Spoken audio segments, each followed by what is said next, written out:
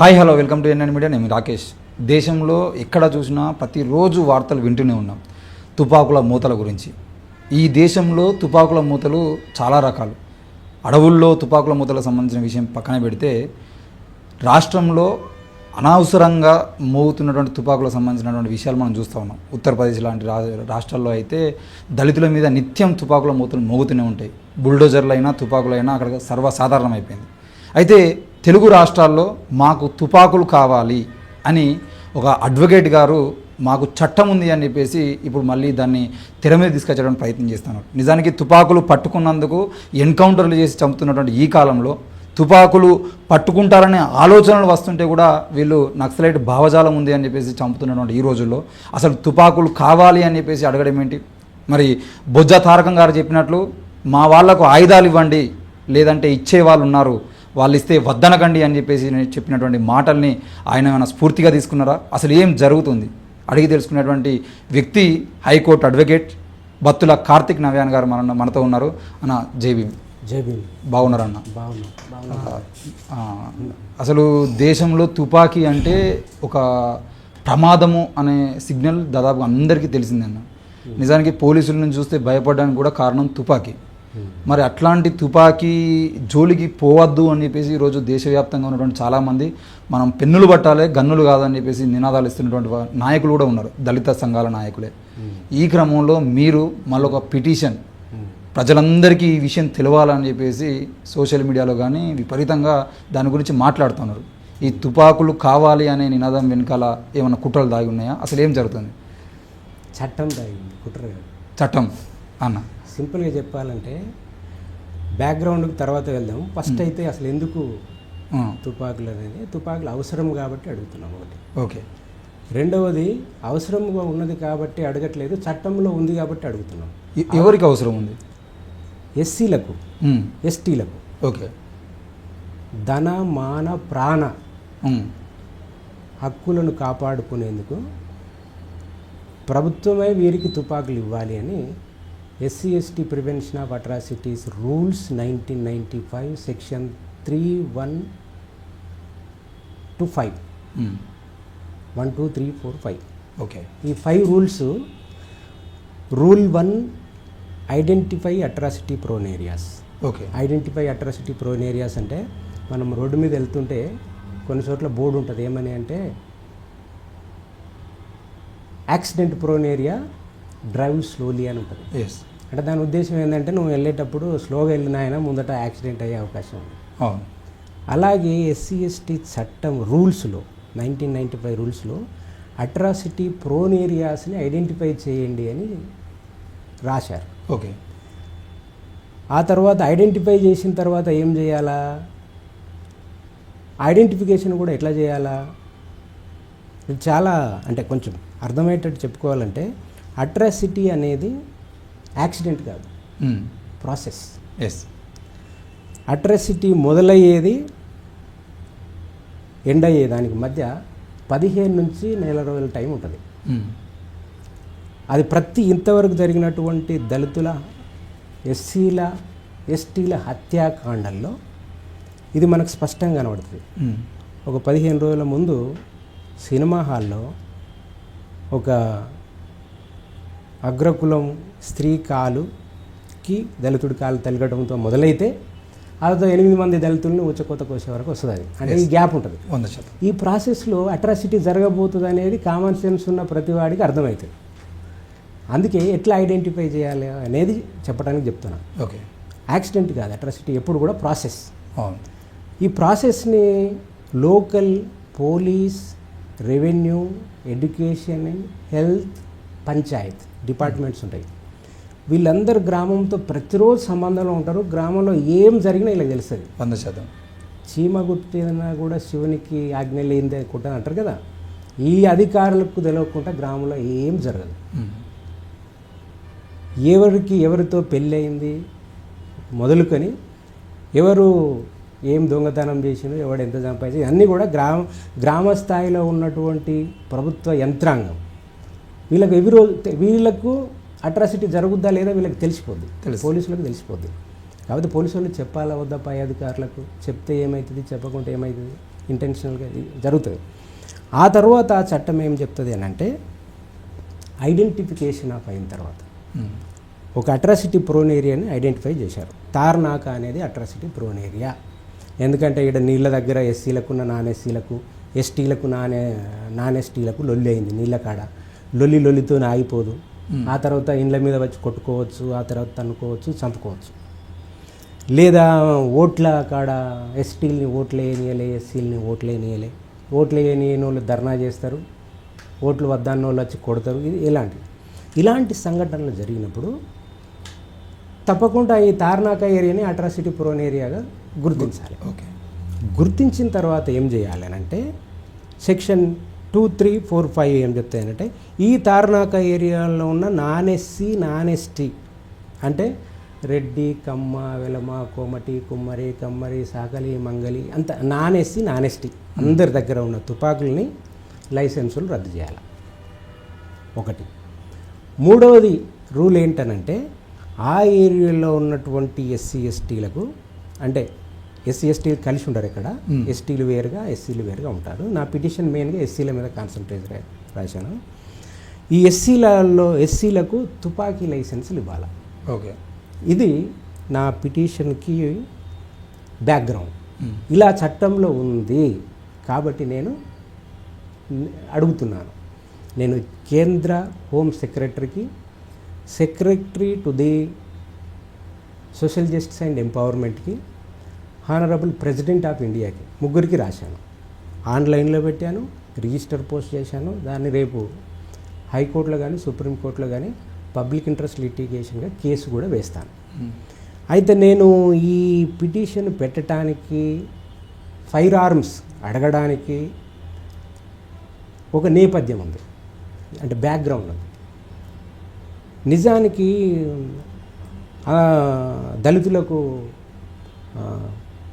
రిజర్వేషన్లు కావాలి, దళితులకు 3 ఎకరాల భూమి కావాలి, దళితులకి యూనివర్సిటీ సీట్లు కావాలి, దళిత బంధు కావాలి, దళితులకు ఇండస్ట్రీ లోన్లు కావాలి. ఇవన్నీ అడిగిన వాళ్ళని చూశాను కానీ వీళ్ళకు తుపాకులు కావాలి అని ఎవరు అడుగుతలేరు ఎందుకు? ఇది నా ప్రశ్న. ఓకే, అంటే ఇప్పుడు మీరు ఇంతకుముందు అట్రాసిటీ ప్రోన్ ఏరియాలను గుర్తించాలన్నారు కదా, గుర్తించే బాధ్యత ప్రభుత్వం అనేదా, లేదనంటే ఇప్పుడు ప్రత్యేకంగా ఎస్సీల కోసం అని చెప్పేసి కమిషన్ ఉంది, కార్పొరేషన్ ఇవి ఉన్నాయి కదా, మరి ఇవి చేస్తున్న పని అందులో రాదా? కమిషన్కి రోల్ లేదు ఇందులో. సరే, కమిషన్ దాని ఫంక్షనాలిటీ, దాని ఎబిలిటీస్ పక్కన పెడదాం కాసేపు. Collector, okay, district collector is the chairman of vigilance and monitoring committee constituted under SC/ST prevention of atrocities act. Okay, కానీ చాలామంది కలెక్టర్లకు ఈ విషయం తెలియదు. చైర్మన్స్ ఓకే, ఎందుకనంటే ఒక చైర్మన్ ఒక 100 కమిటీలకు, ఒక కలెక్టర్ ఒక 100 కమిటీలకు చైర్మన్ ఉంటాడు. అందులో SC/ST prevention of atrocities act కింద ఒక విజిలెన్స్ అండ్ మానిటరింగ్ కమిటీ ఉంటుంది. ఆ కమిటీకి నేను చైర్మన్. దానికి నెలకోసారి నేను మీటింగ్ పెట్టాలని ఆయనకు తెలియదు, టైం ఉండదు, ఎక్కడ జరగదు. ముఖ్యమంత్రి కూడా state level vigilance and monitoring కమిటీకి చైర్మన్. ఆయన కనీసం 6 నెలలకు ఒకసారి మీటింగ్ పెట్టాలా. రేవంత్ రెడ్డి వచ్చి 1.5 సంవత్సరం అయింది, ఒకసారి కూడా మీటింగ్ పెట్టలేదు. ఎందుకంటే ఆయనకు తెలియదు,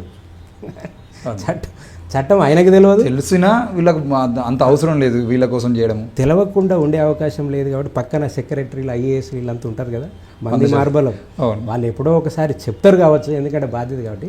చెప్తే ఆయన ఇట్లేని అవునా ఓకే చూద్దాంలే అంటాను, అది పోదు, అంతే నిర్లక్ష్యం. ఏది ఇంపార్టెంట్, ప్రయారిటీస్ ఉంటాయి కదా, ఆ ప్రయారిటీలో లీస్ట్ ప్రయారిటీ SC/ST. ఎందుకంటే అడిగేవాడు డబ్బులు అంటే మనీ అటాచ్డ్ యాక్టివిటీస్ మాత్రమే పాలిటిక్స్లో మోస్ట్ ఇంట్రెస్టెడ్ యాక్టివిటీ. అంతే, నాన్ మనీ అటాచ్డ్ యాక్టివిటీస్ ఎవరు పట్టించుకోడు. SC/ST దళితులు అయితే అసలు. ఇప్పుడు మీరు తుపాకులు అడగడం ఏదైతే ఉందో, అసలు మీరు చెప్పేంతవరకు చాలామంది కూడా అట్రాసిటీ రూల్స్లో అంటే 89 వచ్చినటువంటి చట్టంలో కాకుండా 95లో వచ్చినటువంటి రూల్స్లో తుపాకులు తీసుకోవాలనేటువంటి విషయం ఉంది అని ఎవరు తెలియదు. అయితే ఈ తుపాకులకు సంబంధించినటువంటి అంశం వచ్చింది కాబట్టి అడుగుతున్నాను. చాలాసార్లు చాలామందికి ప్రమాదం ఉంది అని తెలిసినా మరి ఎందుకు ఈ చట్టాలు ఉన్నప్పటికీ కూడా, రూల్స్ ఉన్నప్పటికీ కూడా మరి వాళ్ళ తుపాకులకి ఇవ్వట్లేదు? వీళ్ళేమో అప్లై చేద్దామని చెప్పేసి పోతే వీళ్ళకు అప్లై చేయడం ఎట్లనో తెలియదు. అసలు తుపాకుల కోసం అప్లై చేసుకునేటువంటి పరిస్థితులు ఉన్నాయా, లేదంటే వాళ్ళకు తుపాకులు ఇవ్వాల్సిన బాధ్యత ప్రభుత్వాల దగ్గర ఉందా? తుపాకులు ఇవ్వాల్సిన బాధ్యత ప్రభుత్వం దగ్గర ఉంది. ఎందుకు అనంటే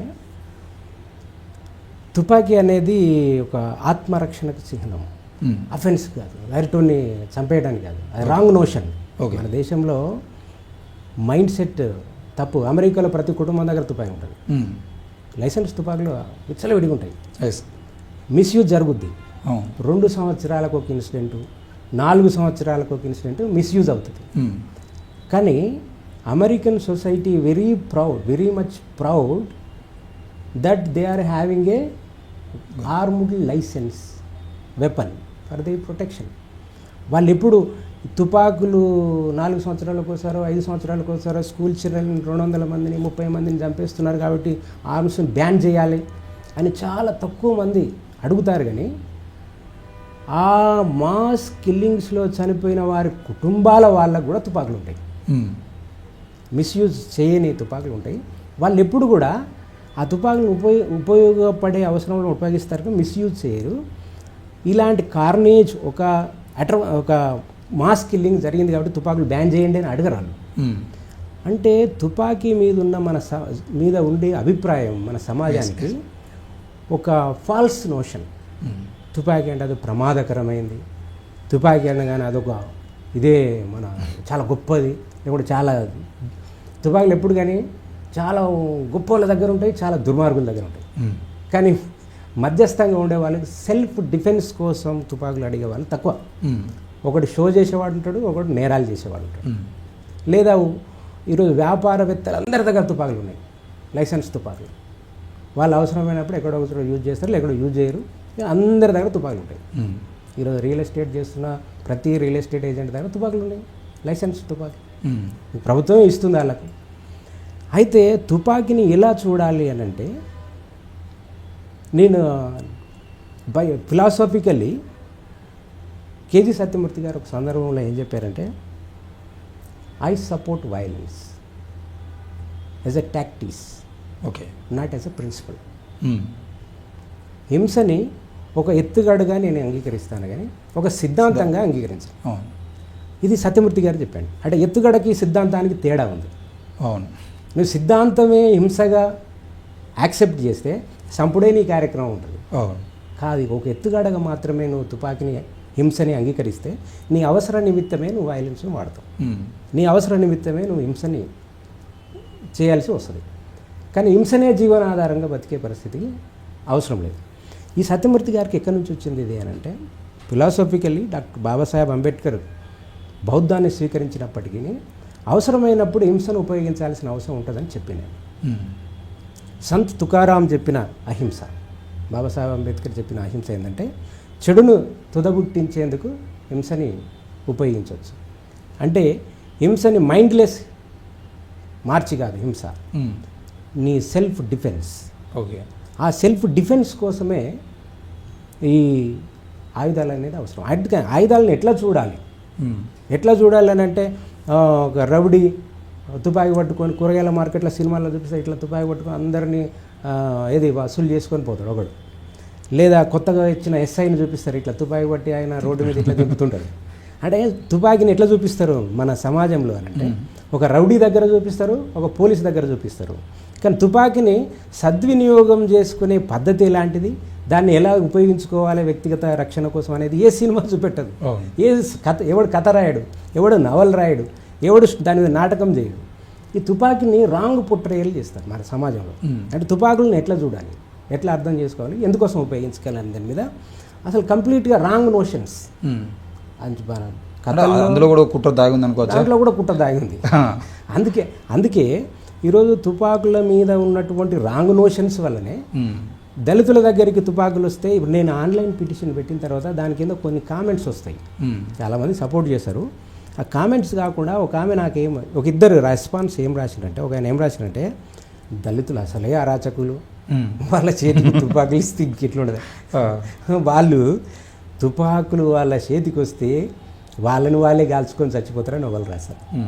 ఇంకొక ఆమె ఏం రాస్తుందని అంటే, వీళ్ళంతా దళిత అంటే ప్రోగ్రెసివ్స్, యాక్టివిస్టులు, హక్కుల ఉద్యమ నాయకులే, నాకు తెలియదు. ఇంకొక ఆమె ఏమంటుందనంటే, తుపాకులు ఎస్సీలకు ఇచ్చినట్టయితే అగ్రకులాల కోపం వస్తుంది. అసలు ఇప్పటికే అగ్రకులాలకి దళితులకి కోపాలు ఉన్నాయి. ఇంకా తుపాకులు ఇస్తే కోపాలు పెరిగిపోతాయి, ఇంకా హింస పెట్టరిగిపోతుంది. అంటే అగ్రకులాల దగ్గర తుపాకులు ఉండొచ్చు. అంటే ఆమె she naturalising the rights of upper caste to have a firearms. కానీ ఎస్సీలకు తుపాకులు అడిగితే ఆమె కోపం వస్తుంది. అరే ఇప్పటికే అక్కడ కాన్ఫ్లిక్ట్ ఉందంటే నువ్వు మళ్ళీ వాళ్ళకి తుపాకులు ఇవ్వమంటే కాన్ఫ్లిక్ట్ పెరగదా? అంటే నేనేం రాసినానంటే కాన్ఫ్లిక్ట్ పెరగాలనే నేను రాసాను. తుపాకులు అడుగుతున్నా, మాకు శాంతి వద్దు. ఓకే, మేము సబ్మిసివ్గా ఉండి మీరు మా మీద పెత్తనం చేస్తుంటే అలాంటి శాంతి మాకెందుకు? మాకు అశాంతి కావాలి. మాకు గ్రామాలు శాంతంగా ఉండాల్సిన అవసరం లేదు. మాకు సమాజం అశాంతి కావాలి. అంటే సమాజం అశాంతి కావాలి. అశాంతి అని అంటే మేము సబ్మిసివ్గా ఉంటే, అగ్రకులాల దగ్గర తుపాకులు ఉంటే, మా దగ్గర తుపాకులు లేకుంటే శాంతంగా ఉంది సమాజం అని అంటుంది ఆమె. నేనేమంటున్నా, అలాంటి శాంతి వద్దు మాకు అంటున్నాను. ఓకే, మీ దగ్గర తుపాకులు ఉండి మా దగ్గర తుపాకులు లేనప్పుడు ప్రశాంతంగా ఉంది అని అంటే అది సంథింగ్ రాంగ్. మా దగ్గర తుపాకులు ఉండాలి, మీ దగ్గర తుపాకులు ఉండాలి, శాంతంగా ఉండాలి. లేదా మీ దగ్గర తుపాకులు ఉండద్దు, మా దగ్గర తుపాకులు ఉండద్దు, శాంతంగా ఉండాలి. ఏదైనా ఒక్కటే చూస్ చేసుకోవాలి. మీ తుపాకులు తీసేయండి, మాకు తుపాకులు ఎలాగూ లేవు. మీ దగ్గర ఉన్న లైట్స్ తుపాకులన్నీ మీ కాలనీల్లోంచి తీసేయండి. మా వాడల్లో అసలు తుపాకులే లేవు కాబట్టి మీకు తుపాకులు లేవు, మాకు తుపాకులు లేవు, ప్రశాంతంగా ఉండండి. అట్లా వీలు కాదంట. వాళ్ళ దగ్గర తుపాకులు ఉండాలి, కానీ వీళ్ళ దగ్గర తుపాకులు వస్తే హింస పెట్టరైపోద్దంట. That is wrong notion. ఇక్కడ ఇప్పుడు 1995 రూల్స్ ప్రకారంగా వీళ్ళకు ఎవరైతే ఇప్పుడు అట్రాసిటీ ప్రోన్ ఏరియాస్ ఉన్నాయో అక్కడ తుపాకులు ఇవ్వాలి అని చెప్పేసి చెప్తారు కదా. అంటే దాంట్లోనే మీరు చెప్పింది ఏంటంటే వాళ్ళ దగ్గర తీసుకోవాలన్నారు. కనీసం వీళ్ళకి ఇవ్వలేదు, ఎట్లా ఇవ్వలేదు వరకు ఇవ్వలేదు. 2025 ఫస్ట్ పాయింట్ తీసుకోవాలి. 30 ఏళ్ళ నుండి వీళ్ళ దగ్గరకి రాలేదు. కనీసం వాళ్ళే అన్న తీసుకున్నారా? మరి అట్లాంటివి ఏమైనా ఉన్నాయా మీకు? తీసుకోలేదు. ఒక్క దగ్గర కూడా తీసుకోలేదు. దేశవ్యాప్తంగా ఈరోజు బీహార్, శంకర్బుర్గా, లక్ష్మీపూర్, మొన్న డేహులా నాదేంది హత్యాకాండలు జరిగినాయి. ఇవన్నీ result of non implementation of SC/ST prevention of atrocity rules. అక్కడ మొత్తం రౌడీలు కదా, రణవీర్ సేన, ఇంకోటి సేన తుపాకులు వేసుకొని రోడ్ల మీద తిరుగుతుంటారు. పోలీసులు అలా కనబడితే నమస్కారం పెడతారు. గ్రామ పెద్ద తుపాకులు వేసుకొని 10 మందిని వేసుకొని ఇట్లా పోతుంటే పోలీసు వాళ్ళు వంగి నమస్కారాలు పెడతారు. అలాంటి పరిస్థితి ఉంది నార్త్ ఇండియాలో. ఇప్పుడు మరి ఉత్తరప్రదేశ్లో కూడా చంద్రశేఖర్ ఆజాద్ రావల్ లాంటి వాళ్ళు కూడా తుపాకులు పడుకొని తిరుగుతున్నారు కదా. అది కౌంటర్ రాదు.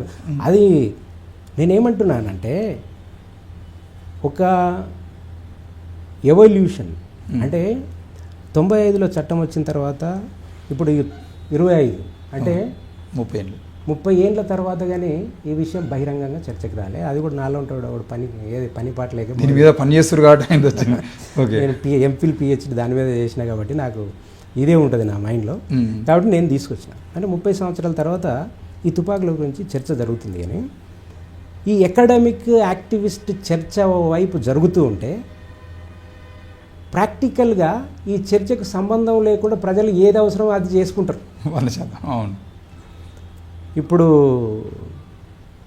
ఒక పిల్లాడు పుడితే క్రతువు చేసి పురుడు పోసి ఇవన్నీ చేస్తేనే వాడు పెరిగి పెద్ద అవుతాడని లేదు. నువ్వు ఏ క్రతువు చేయకుండా చేసినా వాడు పెరుగుతాడు, పెద్ద అవుతాడు. నీ కమ్యూనిటీ ప్రకారం కొంత క్రతువు చేస్తారు, కొంతమంది చేయరు, నడుస్తుంటుంది. ఈ అణచబడిన కులాలకు తుపాకుల అవసరం అనేది వచ్చింది. అది చట్టంలో రాకముందు ఒకవేళ చట్టం రాసినటువంటి వాళ్ళు గొప్పవాళ్ళు, ప్రోగ్రెసివ్ థింకర్స్, యాక్టివిస్టులు, IASలు వాళ్ళు ఐడెంటిఫై చేసి రాసిండ్రు. కానీ రాయకముందు కూడా తుపాకుల అవసరం ఉంది. ఓకే, రాసినాక ఉంది, రాయకముందు ఉంది. నేనేమంటున్నా అంటే చంద్రశేఖర రావణ్ ప్రాక్టికల్గా ఆయనకు ఈ చట్టంలో ఉన్న విషయం తెలుసో లేదో కానీ ఆయనకు అవసరం అక్కడ. ఆయన తుపాకులు సంపాదించుకున్నాడు. చంద్రశేఖర్ రావణ్ దగ్గర అక్కడ లెఫ్ట్ ఉద్యమం పరిస్థితి ఏదో తెలియదు. కానీ తెలంగాణ ఉద్యమంలో 1960-70లోనే దళితులందరికీ తుపాకులు వచ్చేసినాయి. గ్రామాల్లో ఇక్కడ తుపాకులు వచ్చేసినాయి. ఎందుకు వచ్చేసినాయి అని అంటే అదొక చారిత్రక అవసరంగా వచ్చినాయి. అణచివేత, దోపిడీ, దౌర్జన్యాలు, అంటరానితనము, ఆకలి, రాజాకారులకు వ్యతిరేకంగా ఉన్నప్పుడు తుపాకులు ఎక్కడి నుంచి రావాలో అక్కడి నుంచి వచ్చినాయి, అవి ఏం చేయాలో అవి చేసినాయి. అంటే చర్చ దాని మీద వేరే యాంగిల్లో జరిగింది. ఓకే, అది వర్గ పోరాటము, అది నక్సలైట్ ఉద్యమము, అది మావోయిస్ట్ ఉద్యమం, అది దానికి ఏ పేరన్నా పెట్టు. అక్కడ గ్రామంలో జరిగినటువంటి దోపిడీ అణిచివేతకు ఏ సామాజిక ఆర్థిక నేపథ్యం ఉందనేది, అది కుల అణిచివేత. అది కుల అణిచివేత, గ్రామాల్లో ఉన్నది కుల అణిచివేత. ఆ అణిచివేత నుంచి వస్తున్నటువంటి ఒక నిరసన ప్రకటించడానికి అందుబాటులో ఉన్నది అప్పుడు తుపాకీ. ఆ తుపాకీ నక్సలైట్ ఇచ్చారు, అది వీళ్ళు పోయినరు అంతే. అంటే మనం ఈరోజు చట్టంలో ఉంది కాబట్టి అడుగుతున్నాం, కానీ మనం అడిగినంత మాత్రాన గవర్నమెంట్ ఇచ్చేది కాదు. ఒకవేళ ఇస్తుందేమో తర్వాత విషయం, కానీ గవర్నమెంట్ ఇచ్చినా ఇవ్వకుండా ఇచ్చేటోళ్ళు ఉన్నారు. ఇచ్చేటోళ్ళు లేకుంటే తెచ్చుకుంటారు. రావణ్కి ఎవరు ఇచ్చారు? ఆయన తెచ్చుకున్నాడుగా. ఇక్కడ తెలంగాణలో అవసరం ఉంది కాబట్టి ఇచ్చేటోళ్ళు ఉన్నారు. తారకం సార్ అదే అన్నాడు, మీరు ఇవ్వండి లేకుంటే ఇచ్చేటోళ్ళు ఉన్నారు, వాళ్ళని అద్దనకండి, మాకు అవసరం అవుతుంది. ఇప్పుడు ఆకలి అవుతున్నప్పుడు నేంది ఏదో సామెత ఉంది కదా, తల్లి పెట్టదు అడుక్కోనివ్వదు అనేది ఒక సామెత ఉంది. అట్లా నువ్వు తుపాకులు అనేది నెసెసరీ కమ్యూనిటీస్కి. ఇంకోటి ఏంటంటే ఇట్ ఈస్ ఇప్పుడు పోలీసుల పేరు ఏంది తెలుగులో? రక్షక భటులు. అటు తుపాకులు ఎందుకు ఉంటాయి వాళ్ళ దగ్గర? రక్షించడం. మరి రక్షించే వాళ్ళ దగ్గర తుపాకులు ఉన్నాయి. ఇప్పుడు కమ్యూనిటీకి పోలీసులు కమ్యూనిటీని రక్షించాలా, సమాజాన్ని రక్షించాలా, కాబట్టి వాళ్ళకి తుపాకులు అవసరం. ఒక కమ్యూనిటీ మొత్తానికి తనను తాను రక్షించుకునే హక్కు లేదా? ముందుగా మరి నువ్వు ఎందుకు కల్పించవది? రాజ్యాంగంలో ఉన్నటువంటి జీవించే హక్కుని కాపాడాలిగా. తర్వాత ఆర్టికల్ 17 అన్టచబిలిటీ ఇరాడికేషన్, అక్కడి నుంచి రూట్స్.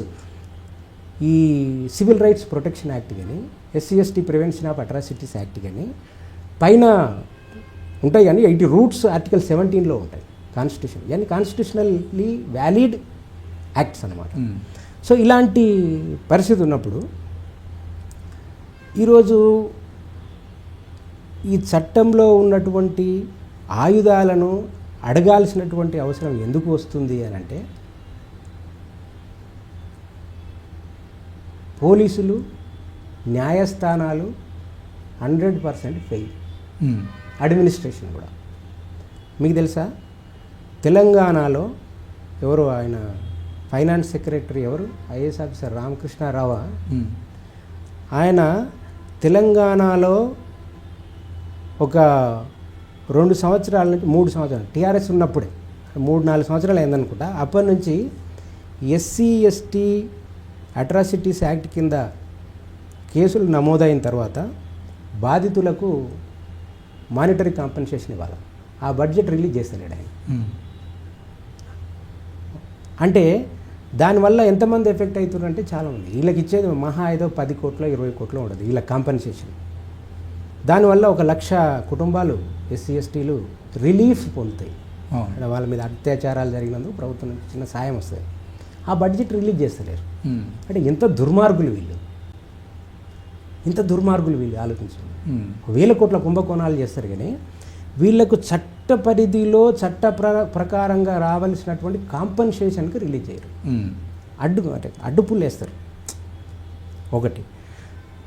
తర్వాత మీరు SC/ST అట్రాసిటీ కేసుల్లో కన్విక్షన్ రేట్ చూడండి, అసలు కన్విక్షన్ ఉండదు, చాలా రేర్.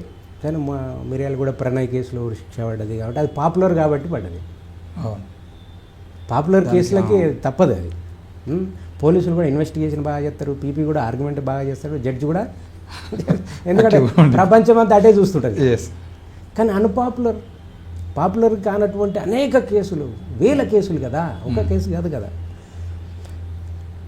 ఒకటి ఇక SC/ST యాక్ట్ దుర్వినియోగం పరిచే క్రమంలో పోలీసులు అత్యంత దుర్మార్గులు. ఈ SC/ST చట్టం సర్వనాశనం కావటానికి పోలీసులే ముఖ్యమైనటువంటి కారణం. పోలీసులు చేసే దుర్మార్గాలు ఇంత అంత కాదు. పోలీసులు ఏమేమి చేయాలో చట్ట ప్రకారం అని మాట్లాడకంటే వాళ్ళు చేస్తున్న పనులు చెప్పుకుంటే పోలీసు వ్యవస్థ సిగ్గుతోని తలదించుకునే పరిస్థితి వస్తుంది. నేను ఒక 2-3 విషయాలు చెప్తా. సిరిసిల్ల జిల్లాలో SC/ST చట్టం కింద ఒక కేసు నమోదవుతుంది. కేసు నమోదైన తర్వాత అక్యూజ్డ్కు 41A నోటీస్ ఇస్తారు. 41A అంటే ఇప్పుడు 35(3) BNSS కింద నోటీస్ ఇస్తారు. దాని ఉద్దేశం ఏంటంటే 7 సంవత్సరాలలోపు శిక్ష పడే కేసులన్నింటిలో అరెస్ట్ చేయకూడదు. పోలీసులు అంటే నేర విచారణ అధికారి, ఇన్వెస్టిగేషన్ ఆఫీసరు అక్యూజ్డ్ని పిలిచి అతని సంతకం, అడ్రస్సు, ఫోన్ నంబర్ తీసుకొని నువ్వు నేను పిలిచినప్పుడు రావాలా, ఏ సాక్ష్యాలని తారుమారు చేయొద్దు, ఏ సాక్షుల్ని బెదిరించొద్దు, కేసుకు సంబంధించిన ఏ కాగితం అయినా తీసుకురమ్మన్నప్పుడు తీసుకురావాలా అని చెప్తే నేను తీసుకొస్తా సార్ అంటే నువ్వు ఇంటికి వెళ్ళిపో అని పంపిస్తాను అనమాట. అంటే అరెస్ట్ ఉండదు. అది క్రిమినల్ అమెండ్మెంట్ యాక్ట్ 2013లో వచ్చింది. అప్పుడు 41A CRPC అంటాం, ఇప్పుడు 35(3) BNSS. ఇది ఎందుకు ఇచ్చారంటే పోలీసులు చాలా అరెస్టులు చేసి దుర్మార్గాలు చేశారు కాబట్టి ఈ చట్టం వచ్చింది. పోలీస్ పవర్స్ని కట్ చేసి అరెస్ట్ చేయడానికి లేదు, మేజిస్ట్రేట్ పర్మిషన్ లేదని. ఇది 7 years లోపు శిక్ష పడే నేరాలకు మాత్రమే ఇది వర్తిస్తుంది. SC/ST యాక్ట్లో 7 years లోపు శిక్ష పడే కేసులే అధికం, నేరాలు అధికం. కాబట్టి అన్నిటికీ SC/ST కేసు అన్నిటికి కూడా ఇది చేసి పంపించేస్తారు. వాస్తవంగా చెప్పాలంటే special law prevails over general law. Okay. SC/ST prevention of atrocities act is a central law, that is a special law. CRPC ఇప్పుడు BNSS is a general law which is not applicable to the special law.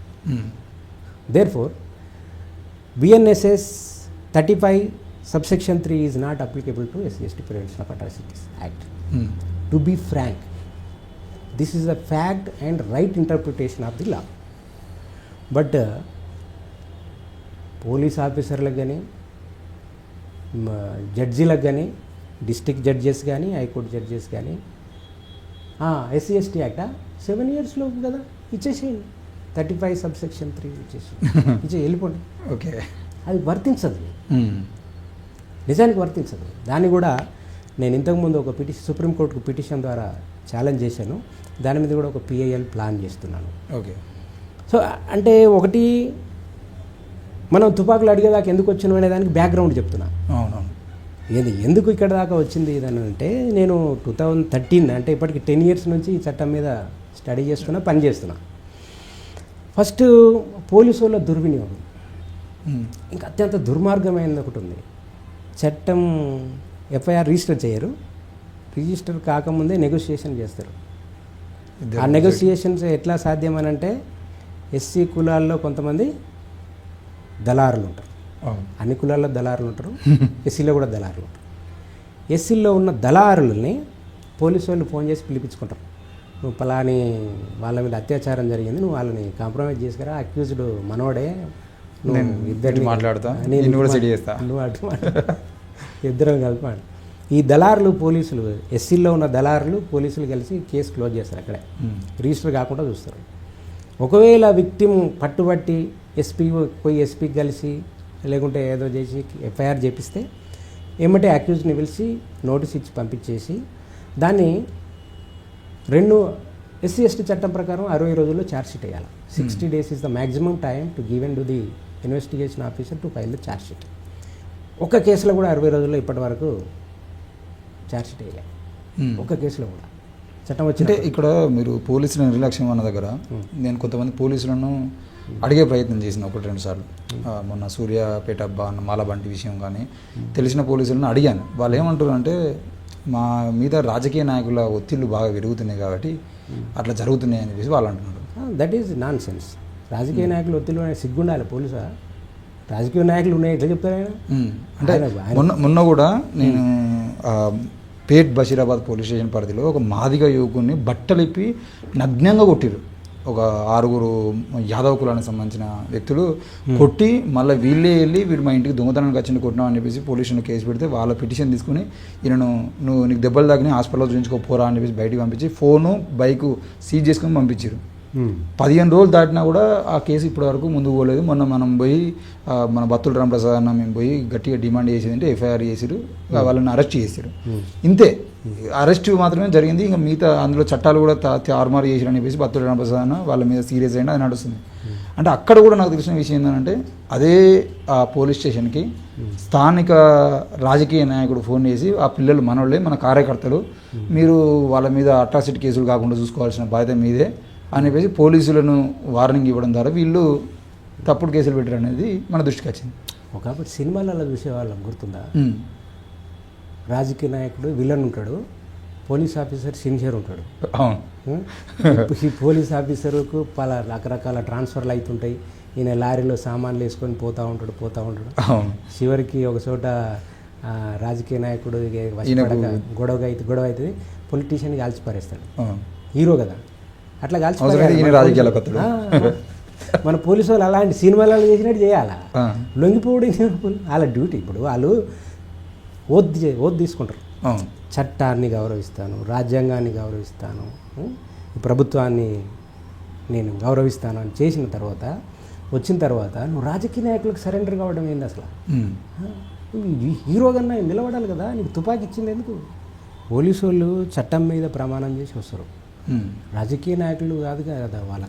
వాళ్ళకు ప్రామాణికం ఏంటి? చట్టం ప్రామాణికం, రాజ్యాంగం ప్రామాణికం అయితే కానీ రాజకీయ నాయకుడు కాదు, ముఖ్యమంత్రి కాదు, మంత్రి కాదు, ప్రైమ్ మినిస్టర్ కాదు. వాళ్ళ 5 years ఉంటారు, 5 years పోతారు. వాళ్ళు చెప్తే చేయటంటే వాళ్ళు ఇప్పుడు ఏదో ఫోన్ చేసి నువ్వు వీళ్ళు కాంగ్రెస్ పార్టీ, వీళ్ళు బీఆర్ఎస్ పార్టీ కాబట్టి మా కార్యకర్తలు కాబట్టి నువ్వు వాళ్ళ మీద SC/ST కేసు చేయకుండా వాళ్ళని వదిలేయాలి అని ముఖ్యమంత్రి ఎవడో ఉంటాడు కదా, వాడు నీ లెటర్ ప్యాడ్ మీద రాసి పంపురా భయ్, నేను రిలీజ్ చేస్తా అని చెప్పాలి పోలీసులు. ఫోన్లో మళ్ళీ దొంగ కాల్ చేసుడు కాదు, ఏది పక్కన ఫోన్ తీసుకొని ఇగో మంత్రి గారు మాట్లాడతారని ఇచ్చుడు కాదు, డైరెక్ట్ నీ లెటర్ హెడ్ మీద రాయి. నువ్వు అంతా దొంగ కాల్స్ ఎందుకు చేస్తున్నావు పోలీసు వాళ్ళకు? రాయి లెటర్ హెడ్ మీద, నీ పోలీస్ స్టేషన్లో అరెస్ట్ అయినటువంటి 5 కార్యకర్తలు మా కార్యకర్తలు, వాళ్ళ మీద SC/ST కేసు పెట్టవద్దు, నువ్వు రిలీజ్ చేయని చెప్పి రాసి సంతకం పెట్టి ముద్ర వేసి పంపి. అది పోలీసు వాళ్ళకి అది అప్పుడు మంత్రి గారు చెప్పారు కాబట్టి వీళ్ళే పోస్టింగ్ల కోసం వాళ్ళ చుట్టూ తిరుగుతూ ఉంటారు కదా, వీళ్ళకి అట్లా అడిగారు. అలా తప్పు మరి ప్రమోషన్ల కోసము, ట్రాన్స్ఫర్ల కోసము, ఇది వృత్తిని అమ్ముకోవడం అది వ్యభిచారం కింద లెక్క. అంటే ఇంతకుముందు మీ పిటిషన్కి ఎవరో కామెంట్ రాసినట్టుగా దళితులకు ఒకవేళ తుపాకులు కనుక చేతికిస్తే నిజంగా అంటే ఇప్పుడు అగ్రకులాల్లో ఎవరికైతే తుపాకులు ఉన్నాయి అంటే వాళ్ళు చేస్తున్న అరాచకం ఏతుందో అది మనం చూస్తున్నాం. ఆ తుపాకులు వీళ్ళ చేతికి కూడా వస్తే ఆ అరాచకం జరగదంటారా? మరి ఒక 2 రోజులు అన్నం తినలేదనుకో ఒక మనిషి, ఒక రెండు రోజులు రోజుకు 3 పూటలు ఒక మనిషి తిన్నాడు అనుకో, ఇద్దరికి భోజనం పెట్టు, ఎవడు ఎంత జాగ్రత్తగా తింటాడు, ఎవడు ఎంత అజాగ్రత్తగా తింటాడో గమనించు. నేచురల్. అవును, తుపాకీ అవసరం ఉండి అందుబాటులో లేదు ఒకరికి, తుపాకీ అవసరం లేకున్నా శోభ కోసం, పెత్తనం కోసం, దౌర్జన్యాల కోసం తుపాకీ పట్టుకున్నాడు. అవసరం ఉన్న నీకు తుపాకీ ఇస్తే జాగ్రత్తగా వాడుకుంటున్నాడు. ఇచ్చి చూడు, నువ్వు ఇచ్చి చూసుడే ప్రాక్టికల్గా. ఒకవేళ ఫెయిల్ అయినరనుకో తీసేసుకో. ఇప్పుడు ఏం అరాచకాలు జరుగుతాయి చూద్దాం కదా. ఇప్పుడు నువ్వు ముందే ఎందుకంటున్నావు? ఓకే, ఆడ ఎంత జాగ్రత్తగా నువ్వు వానికి అవసరం రీత్యా ఆయన ప్రాణం దక్కాలి అక్కడ. ఆయన భూమి గుంజుకుంటారు, ఆయన భార్యను రేపు చేస్తారు, భార్యని నడి బజారులో బట్టలు కూడా తీసి ఊరేగిస్తున్నారు, మూత్రం దాగిపిస్తున్నారు. పెళ్లి బరాత్కి 400 మంది పోలీసు వాళ్ళు ఏంది పెళ్లి బరాత్ జరుగుతలేదు. అలాంటి సిచ్యువేషన్లో ఉన్న వానికి తుపాకిస్తే వాడు దుర్వినియోగం చేస్తున్నాడు ఎట్లా అనుకుంటాను? చాలా బాధ్యతగా ఉపయోగిస్తారు. ఇచ్చి చూడండి ఒక 2 చోట్ల. మా మిత్రుడు గిరి అని ఉంటాడు, మైలాగిరి, కర్నూలు. వాడు చాలా ప్రయోగం చేశాడు. తుపాకీ కావాలని చెప్పి లైసెన్స్ కోసం పెట్టాడు. లైసెన్స్ కోసం పెట్టిన లైసెన్స్ వస్తే మళ్ళీ నెక్స్ట్ ఏం చేయాలి? తుపాకీ కావాలిగా, తుపాకీ కొనుక్కోవాలంటే అప్పట్లో ఒక పిస్టల్ 65,000 70,000 ఉంది. బ్యాంక్ లోన్కి పోయాడు, నాకు తుపాకీ కొనుక్కోవాలి లోన్. ఓకే. లేవంటే వీళ్ళకి తుపాకుల ఆకలి, అది నెసెసిటీ. వీళ్ళకి తుపాకులు అనే షోకు కాదు, చాలామందికి తుపాకులు అంటే షోకు. ఓకే. వీళ్ళకి షోకు కాదు, అవసరం. అక్కడ ఆయుధం లేకుండా బతకలేనటువంటి పరిస్థితి. Jungle. Indian society is not a civil society, it is a criminal society. నువ్వు ఏదైనా గ్రామానికి వెళ్ళి చూడు, అక్కడ నువ్వు ఒక అమ్మాయి పోతుంటే కామెంట్ చేస్తుంటాడు, ఒక దళితుడు నడుస్తుంటే కామెంట్ చేస్తున్నాడు, ఒక దళితుడు తెల్లబట్టలు వేసుకొని పోతుంటే అంబేద్కర్ని తిడుతుంటారు. ఈ సొసైటీ ఏంటంటే క్రిమినల్ టెండెన్సీస్ అన్నీ. ఇక్కడ బతకడం అంటే క్షణక్షణం ఒక చావడమే. చావడం అని అంటే ఫిజికల్గా చావడం కాదు, మానసికంగా చచ్చిపోయి బతుకుతుంటారు. ఇప్పుడు మీరేమో అంటున్నారంటే తుపాకీ అవసరం అంటున్నారు, కానీ క్లియర్గా 2 తెలుగు రాష్ట్రాలకి తీసుకున్నట్లయితే ఇప్పుడు దళిత సమాజం మాకు తుపాకీ కావాలని ఉద్యమాలు చేస్తున్నాయా, లేదంటే మాకు దళిత బంధే కావాలి, మాకు 3 ఎకరాల భూమి కావాలి, మాకు డబుల్ బెడ్రూమ్ ఇళ్ళు కావాలి, లేకపోతే మాకు రేషన్ కార్డులు కావాలి, మాకు ఇవి కావాలి అవి కావాలని ఉద్యమాలు చేస్తున్నాయా? దేనికోసం ఉద్యమాలు చేస్తున్నా మీరు చూస్తున్నారు. ఇప్పుడు ఈ తుపాకీ కావాలనేటువంటి సోయికి వచ్చేటువంటి అవకాశాలు కనబడుతున్నాయి. మరి దళిత ఉద్యమం అనేది హంబగ్, ఉద్యమం లేదు. ఓకే. ఉద్యమం ఎప్పుడో అంతరించిపోయింది. ఇప్పుడు మిగిలింది వ్యక్తిగత ఎజెండా. ఓకే. నాకు ఉద్యోగం కావాలి, సబ్సిడీ కావాలి, 3 ఎకరాల భూమి కావాలి, దళిత బంధు కావాలి, దళిత ఉద్యోగులకి నాకు ట్రాన్స్ఫర్ కావాలి, నాకు ప్రమోషన్ కావాలి. ఇదే దళిత ఉద్యమం, ఇదే దళిత ఉద్యమం, ఇంకా వేరే లేదు. దళిత ఉద్యమానికి ఎజెండా లేదు. వ్యక్తిగత ప్రయోజనము, వ్యక్తిగత అవకాశాలే అజెండా. అందుకే దళిత ఉద్యమం అనేది పుట్టినప్పుడే చచ్చిపోయింది. అది పుట్టలే, పురిట్లోనే చచ్చిపోయింది. చచ్చిపోయింది. ఓకే. చచ్చిపోయింది. అది లేదు. ఉందని ఎవడన్నానంటే ఆడ అమాయకుడు. దళిత ఉద్యమం ఇక్కడ లేదు. అందుకే రియల్ సమస్యల నుంచి ఎవడు మాట్లాడట్లేదు. ఏ లీడర్ కూడా ఇప్పుడు దళిత బంధు 3 ఎకరాల భూమి అని అన్నాడు కదా, అది ఇవ్వలే. కనీసం అది ఇస్తా అని అనకముందు కొట్లాడినరు దళితులకు భూమిని. భూమిలోనికి నక్సలైట్లు భూమి లేని వాళ్ళకి భూములు కావాలని కొట్లాడినరు. సరే, వచ్చినాయా, దానివల్ల నష్టం జరిగిందా, దళితులు ఉద్యమంలో చచ్చిపోయినరా, భూములు వచ్చినాయా రాలేదా తర్వాత విషయం. కానీ ఒక రియల్ ఫైట్ జరిగింది. వర్గ ఉద్యమం పేరు మీద నక్సలైట్ ఉద్యమం ఎప్పుడైతే కొట్లాడిందో అప్పుడు రియల్ ఇష్యూస్ వచ్చినాయి. దళిత ఉద్యమం పేరు మీద ఎప్పుడైతే ఉద్యమం మొదలైందో రియల్ ఇష్యూస్ పక్కకు పోయింది. ఓకే.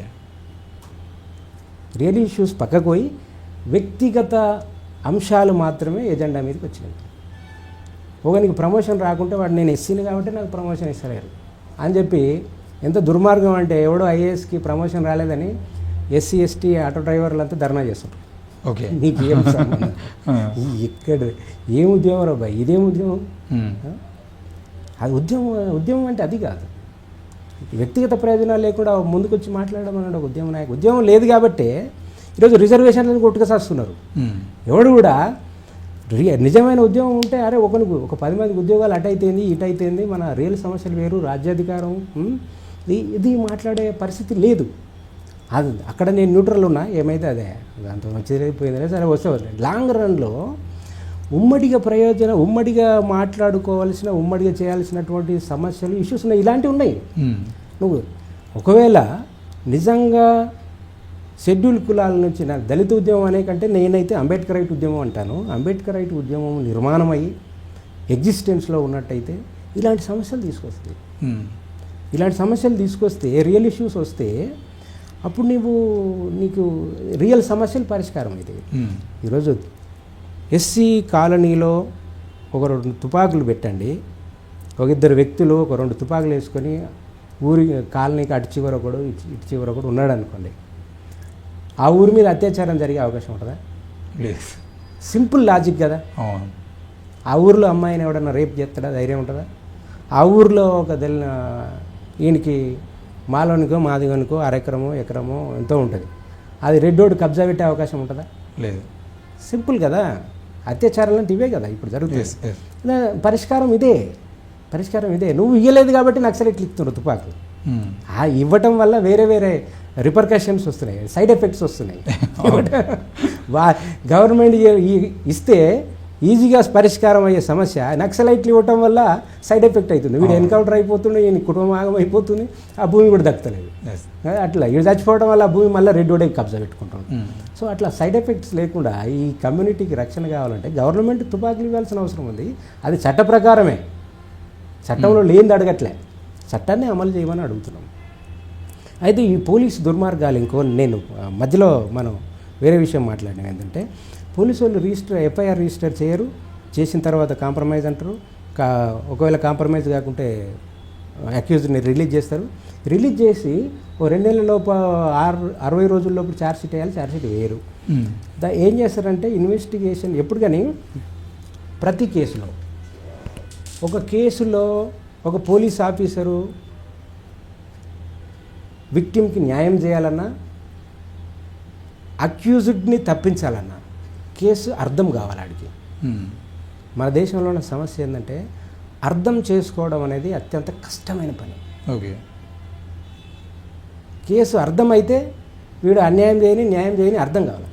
వీళ్ళు ఏం చేస్తారంటే అర్థం చేసుకోరు. ఫస్ట్ అర్థం చేసుకోవాలంటే ఫిట్నెస్ దగ్గర పోయి వినాలి.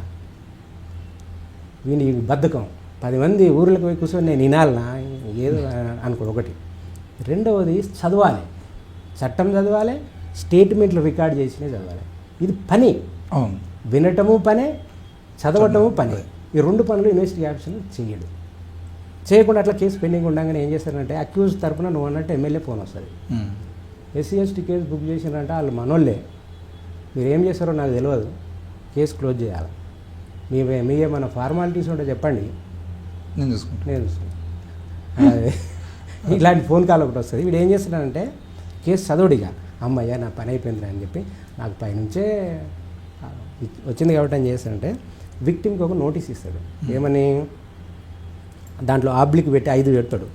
Falls case, oblique civil case, oblique lack of witness, oblique mistake of fact, ఇట్లా పెట్టి పంపిస్తాడు. ఏంది అని లేదనుకోవాలనో తెలియదు, ఏదో ఒకటి నీ కేసు కొట్టేసినామని పంపిస్తాడు. పంపించి మీరు కొట్లాడాలనుకుంటే కోర్టులో కొట్లాడుకోండి అని చెప్తాను అనమాట. ఆ నోటీస్ పట్టుకొని చాలామంది నా దగ్గరికి వస్తారు. నేనేం అడుగుతా వాళ్ళని, మీ కేసు క్లోజ్ చేశారు, క్లోజర్ రిపోర్ట్ అని ఒకటి ఉంటుంది. అంటే పోలీసోడు స్టేట్మెంట్స్ అని నిజాన్ని వాస్తవంగా ఏం చేయాలంటే ఒక పోలీస్ అధికారి, విచారణ అధికారి సాక్షులను అందరిని విచారించి వాళ్ళ స్టేట్మెంట్లు రికార్డ్ చేసి నేర స్థలంలో అన్ని కలెక్ట్ చేసి వాటిని రికార్డ్ చేసి ఒక నిర్ణయానికి వస్తాడు. ఈ కేసులో బలం లేదు, సాక్ష్యాలంతా సరిగా చెప్పలేదు కాబట్టి నేను క్లోజ్ చేస్తున్నాను రాయాలి. వీడు ఏం చేస్తాడంటే ఇవన్నీ చేయడు, ఇవన్నీ చేయకుండానే క్లోజ్ చేస్తాడు. క్లోజ్ చేస్తే వీళ్ళకు క్లోజర్ రిపోర్ట్ ఇవ్వడు. ఇవ్వకుండా నేనేం అడుగుతా, ఇప్పుడు క్లోజర్ రిపోర్ట్ కేసు క్లోజ్ అయిందిగా, రీఓపెన్ చేయాలి మనం. రీఓపెన్ చేయాలని అంటే ఏం కావాలా, క్లోజర్ రిపోర్ట్ కావాలి. క్లోజర్ రిపోర్ట్ ఉండదు. అప్పుడు వీళ్ళు ఏం చేస్తారంటే పోలీసు వాళ్ళ దగ్గర 2-3 సార్లు పోతారు.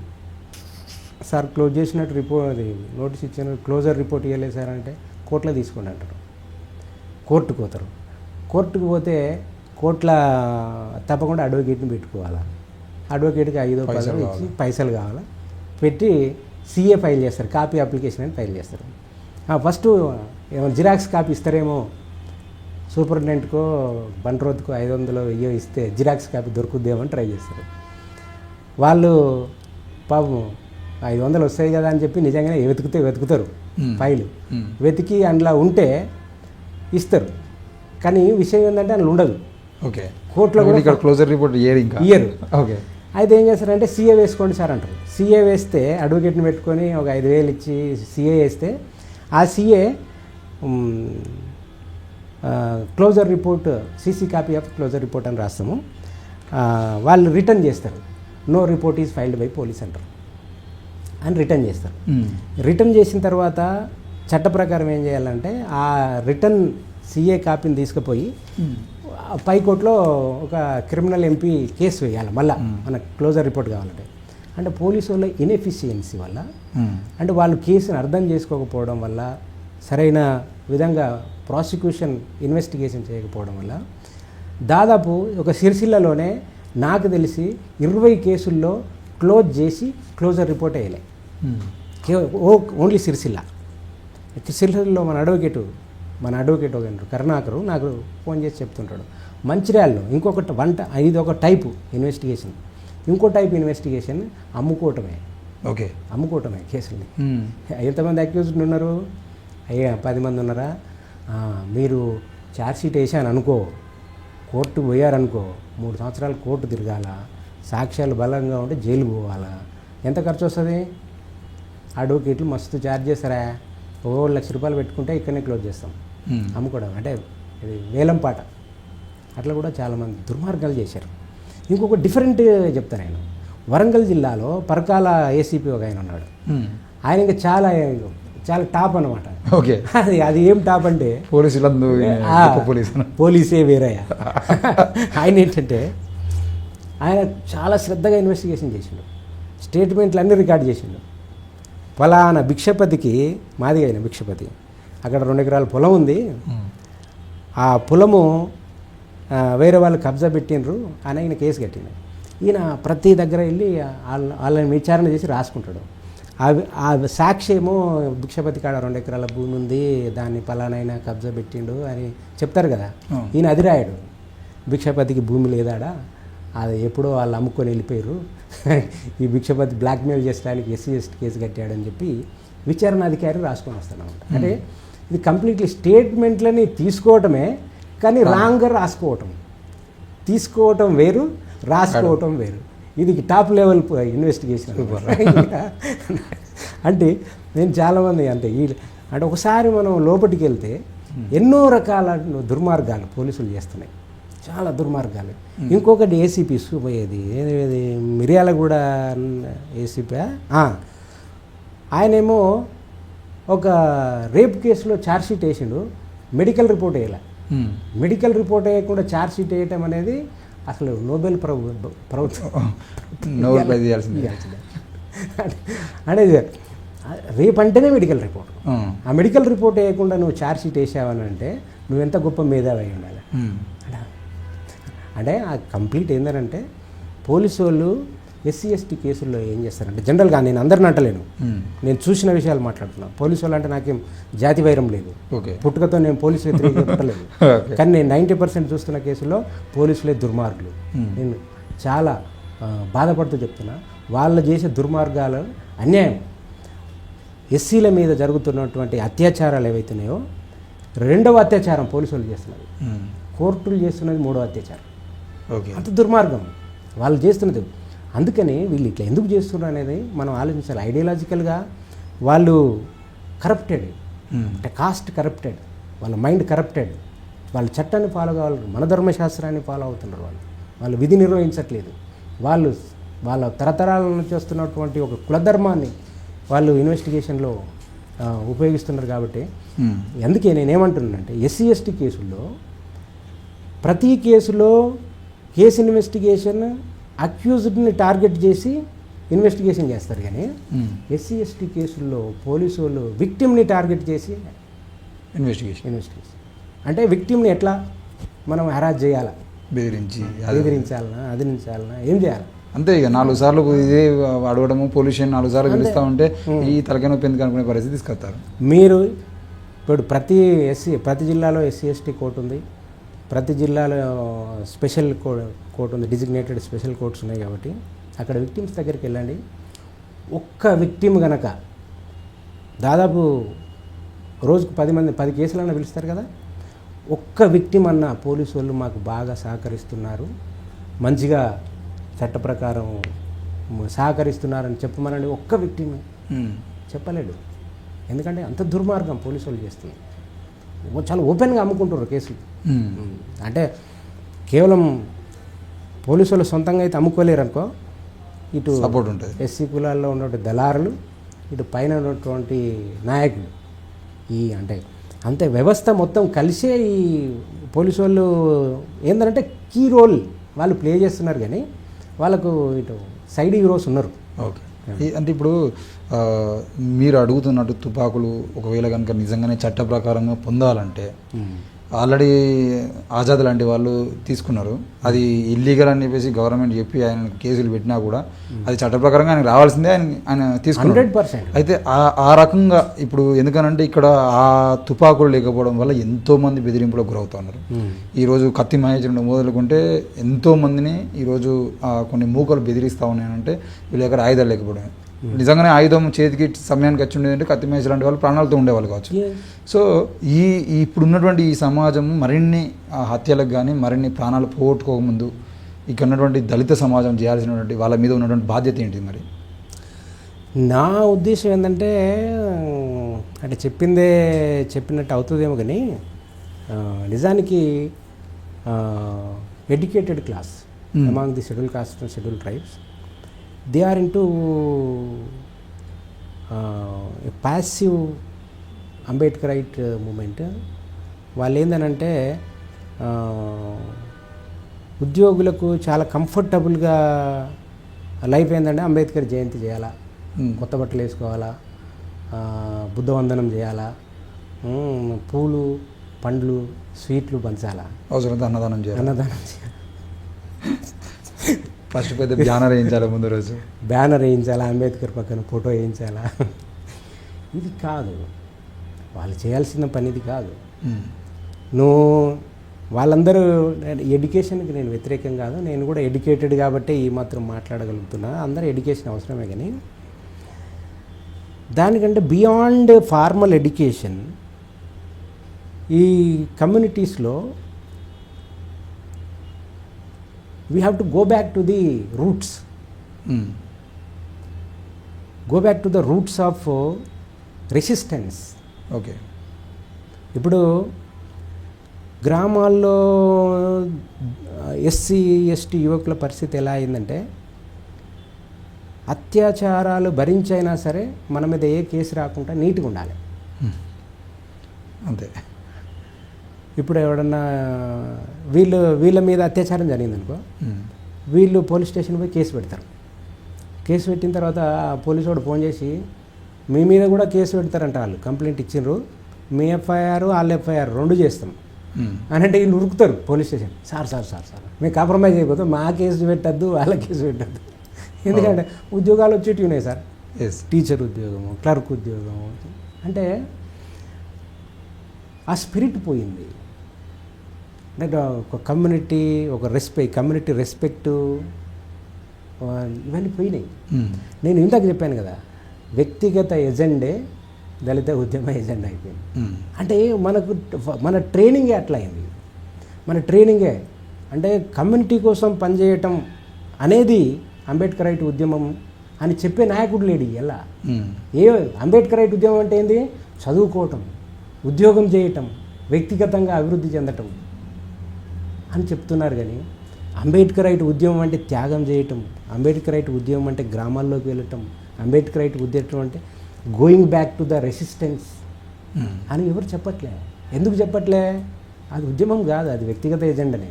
ఈరోజునే ఇప్పుడు ఎవరు కానీ నువ్వు ఉద్యోగం సంపాదించుకోవాలా, నువ్వు ఇల్లు కట్టుకోవాలా, నువ్వు మంచి ప్రొఫెసర్ కావాలా, అదే అంబేద్కర్ దారి అని చెప్తే వాడు నాన్ సెన్స్. ఓకే.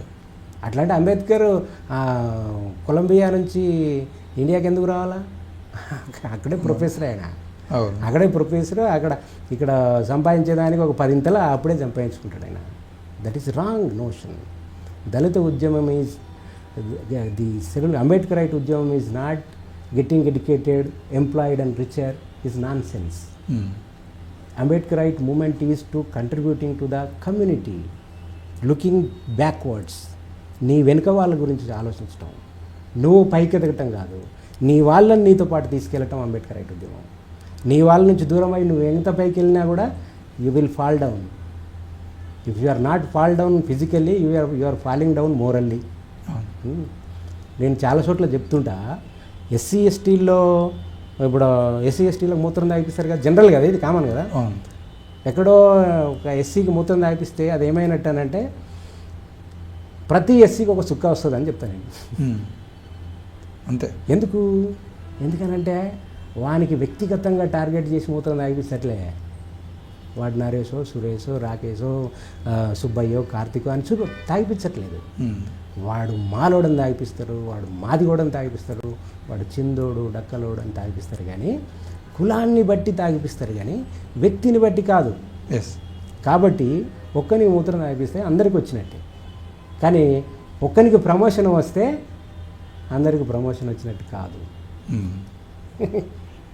కాబట్టి everybody who is thinking of a Ambedkarite movement should propagate and promote the idea of contributing back, looking back and coming back to the society and community, not going away from the community, getting richer, employed, educated is not what Ambedkar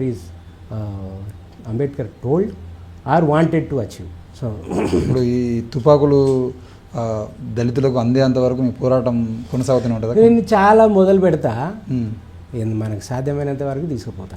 అంతే. 2011లో నేను first ఒక petition start చేసిన against the suicides in Indian higher education institutions in 2011. అప్పుడు నేను petition పెడితే కొంతమంది ఏమన్నారంటే, ఆన్లైన్లో పిటిషన్లు పెడితే ఆత్మహత్యలు అయిపోతాయనే. మేము అయిపోయాను. మరి ఎందుకు అని అంటే, ఆత్మహత్యల మీద చర్చ అన్న జరుగుతుంది కదా, సింపుల్ డైలాగ్ కదా. అట్లా ఆ తర్వాత దాని మీద ఇప్పుడు నేను అంటే నా వల్లనే వేరే వాళ్ళు పనిచేసిందని నేను చెప్పలేను, కానీ చాలామంది నాలాగా ఆలోచించే వాళ్ళు, నాకంటే గొప్పగా ఆలోచించే వాళ్ళు చాలామంది ఉన్నారు.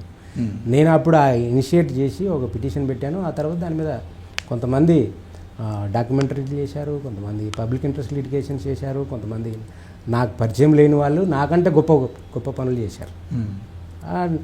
అట్లనే నేను ఇదొక ప్రయత్నం.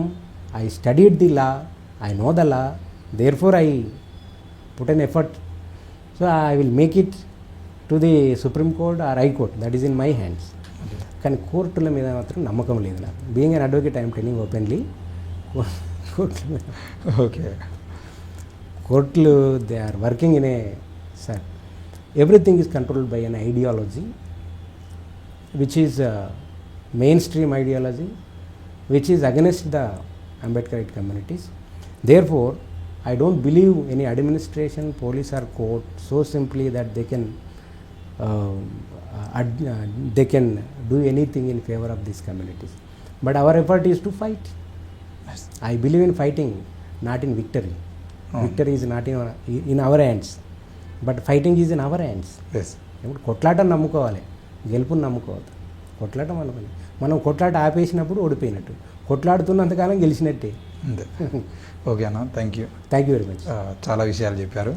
మొత్తానికైతే అన్న తన చేతిలో ఉన్నటువంటి పోరాటం ఏదైతుందో ఆ పోరాటాన్ని కొనసాగిస్తా అని చెప్తున్నారు. దళిత సమాజం కూడా మేల్కొని ఈరోజు మన ప్రాణాలు మానాలు పోతున్న దానికి కారణం ఏంటి?